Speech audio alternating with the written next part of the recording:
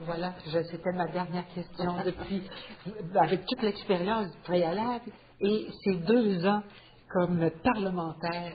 Si je vous demandais de me dire en quelques mots, qu'est-ce que c'est être un député à l'Assemblée nationale?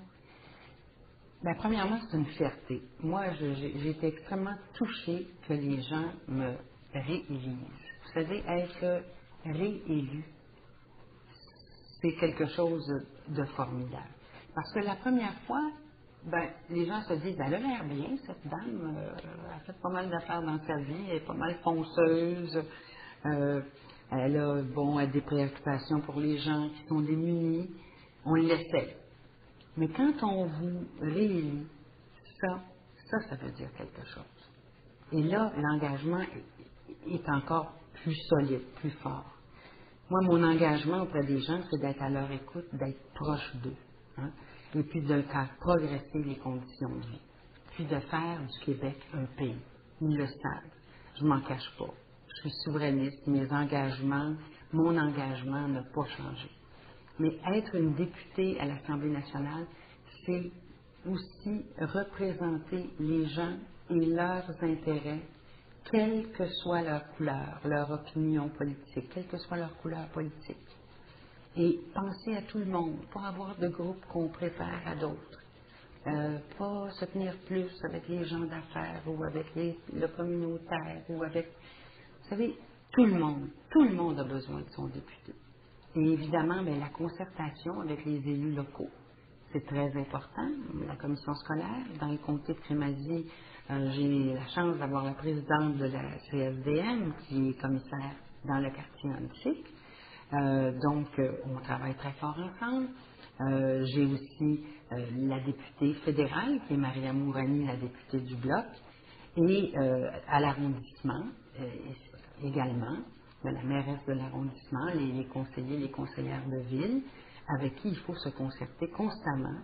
Et ça, avec nos organismes communautaires, nos gens d'affaires, nos citoyens, et tous ceux qui s'impliquent dans la communauté. Regarde, une dernière petite question. Oui. Vous êtes député au cœur de Montréal. Oui.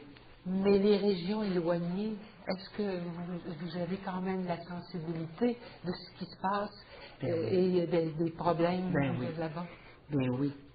Bien oui. Surtout, toute une vie à penser Québec, à penser comment faire progresser le Québec. Le Québec qui veut devenir un pays, on n'est rien sans nos régions, là. On n'est rien sans nos régions. Puis il y a des régions qui souffrent, qui perdent. C'est sûr que Montréal a de la difficulté, il a perdu beaucoup de son industrie manufacturière. Il y a des problèmes de pauvreté épouvantables, hein. Il y a des problèmes de solitude chez les gens. Mais c'est la même chose en région.